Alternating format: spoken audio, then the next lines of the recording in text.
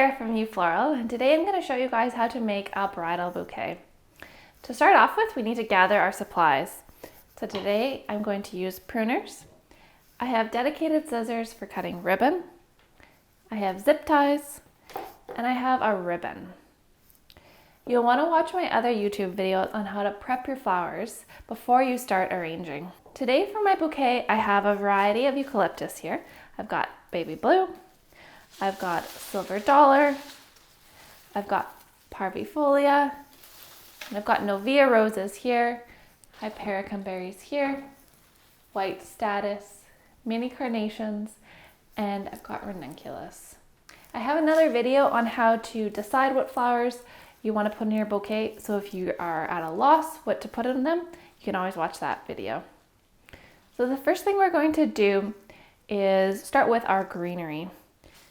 So this one is baby blue, and I love baby blue for putting in bouquets because it's got this awesome bright structure to it and it smells awesome. There are too many stems leading off of here, so I'm going to take my pruners and I'm going to trim these off. But make sure you keep these because they might come in handy for a boutonniere, or if you think ahead and buy little tiny vases, you can just make little mini bouquets to put throughout your venue. So I've got my baby blue here, and I'm going to grab some silver dollar. So silver dollar comes in branches, and as you can see, this one here is a little rangy. This is not going to work well. So what I'm going to do here is cut this into more manageable pieces. So this one here I can make into 3 pieces. I also don't really like how this one in the middle here is just kind of sticking out like that, so I'm going to make it into 4. And then just cut this one off here. A pro tip is to have a container that's ready to take these scraps so that you don't have them cluttering up your space. So now that I've got my couple pieces of eucalyptus, I'm going to start by greening out my bouquet first. I'm going to use my hand essentially as a vase, and I'm just going to cup it around my flowers and start building into it. When I'm making bridal bouquets, I really like to make them one-sided because when you're holding them against your body, you don't want to be crushing roses against yourself. It's also nice when they're flat and one-sided so you can lay them on the venue tables.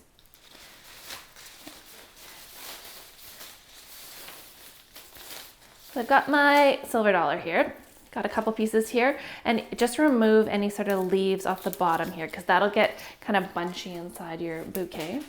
And I'm going to start here with 4 stems of silver dollar. We'll see how it goes. Parvifolia, same idea. It's really a branch, so we're going to have to take our snips and cut off a couple pieces that we want here.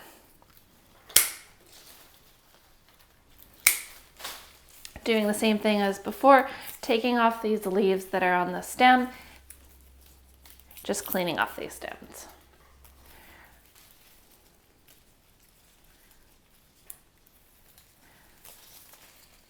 Okay, now I've got my greenery to start. Before we get too far, just make sure these leaves at the bottom are cleaned off. It's easier to do this at the start rather than wait until we've got the flowers in. Adding in my baby blue eucalyptus.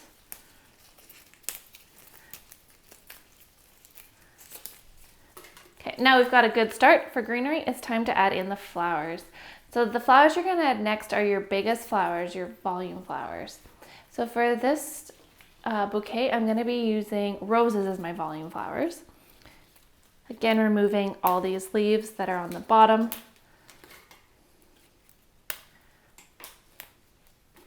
And I'm going to just put the rose in at an angle.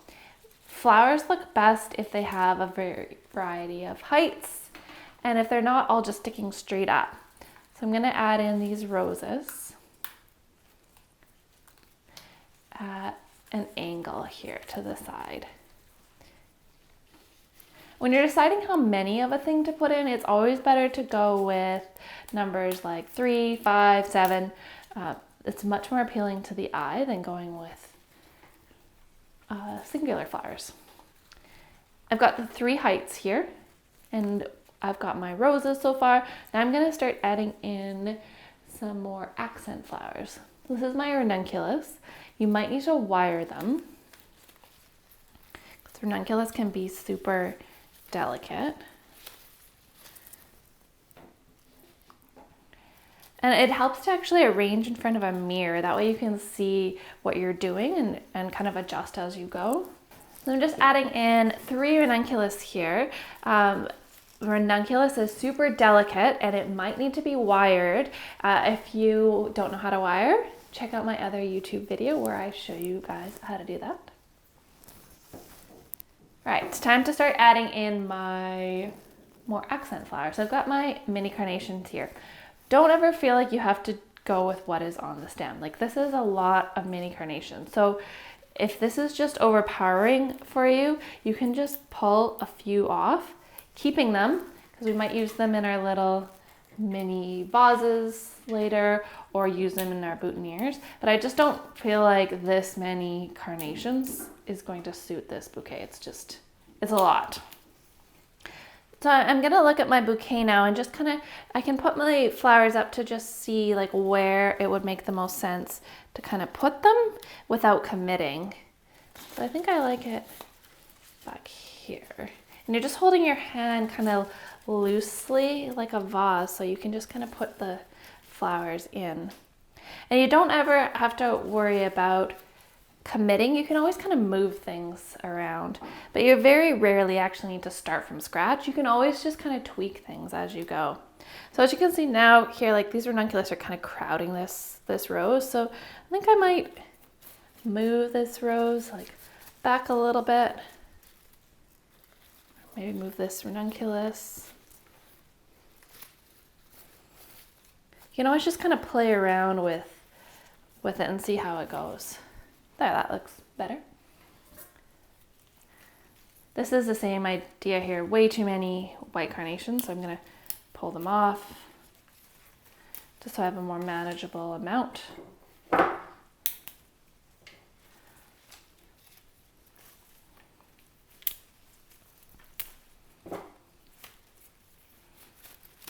There, I like it in there.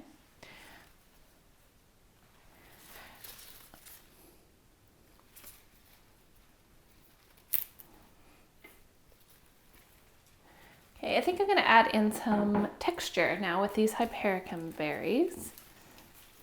Just kind of looking for any spots that have a bit of a hole or a gap, and just adding those in.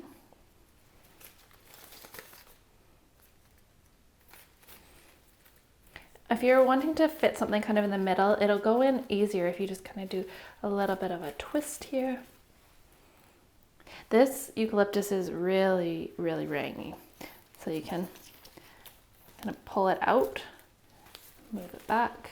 If there's something you really don't like and you don't want to pull it out, you can always just take your snips and actually cut it when it's in there. So if I decide, for example, I don't like this one, I can just kind of reach in and cut it. And that's a lot easier sometimes rather than trying to fish it out from wherever it was. So this white status is similar to the carnations in that there's a lot of bloom on one stem. So I can do the same thing, just decide, do I want all of this bloom? And if not, I can just take my snips and just remove some of these blooms. I might even just want one rather than the entire thing. I love how it has a sort of crepe texture to it. It just breaks up the bouquet and adds some sort of visual interest to it.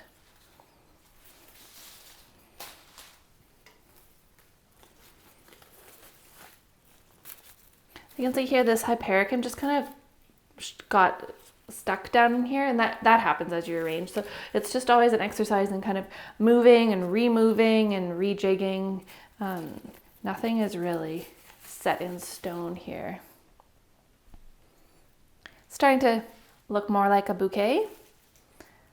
So I think now I'm just gonna start tweaking it. So I can see right here, there's kind of a bit of a hole here. So I'm gonna add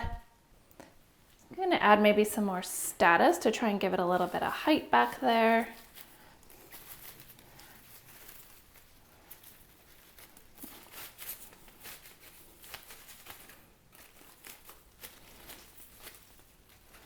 gently trying to push that in.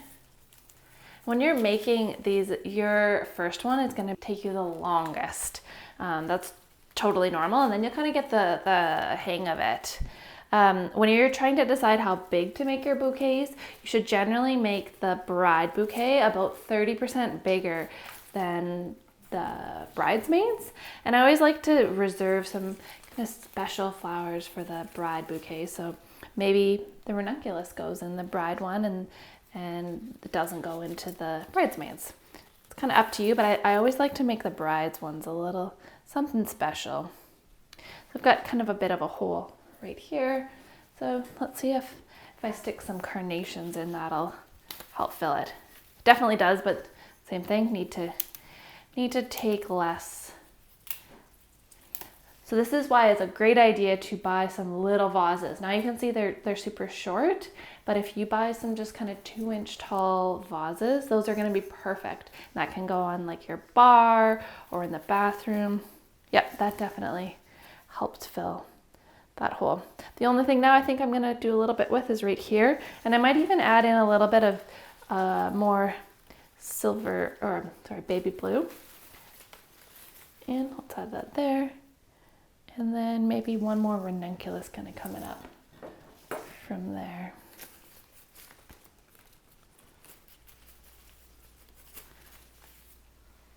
Oh, that's perfect in that spot there.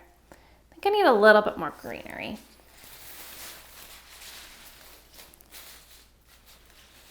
This really is an iterative process. You just keep playing around, trying things, see what works.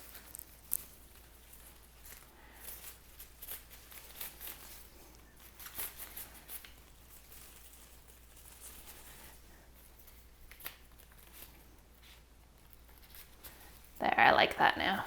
That might be a little rangy, but you can take your snips and then just take and cut the ones that are being a little too much for us. I think that looks good to me. So then we're gonna take a zip tie. You don't have to use zip ties, but I feel like they're brilliant. So what you're gonna do is just take the zip tie around the top of your bouquet here and just pull it until it's snug. I like to, first of all, not pull it too tight, so that way I can put it in its vase, get a drink, walk around a bit, so then I can come back and see if it truly is what I like. And then if it is, then I can just snug it up. If it's not, and I want to add in something more, or then I can, and then I'll just put a second zip tie around it. So I think I'm pretty happy with how this one looks. So I'll just snug it up here and cut it. I have some stems still, some leaves still hanging out below, so I don't like the way that looks when I'm holding the bouquet, so I'm gonna just pull those off. And then I'm gonna take my snips and decide what height I want it to be at. I'm just gonna cut all the stems so they're all an even length. It's a good idea to cut them a little bit longer than you want them, so that way you can put them in water a couple days before your wedding, and then on the day of your wedding recut them, just so they have the freshest cut to them. And then I'm going to add my ribbon here to them. There's many ways to finish off a bouquet, but I'm a big fan of this loose ribbon style. So I've got about 1.5 feet. I'm going to use my scissors here.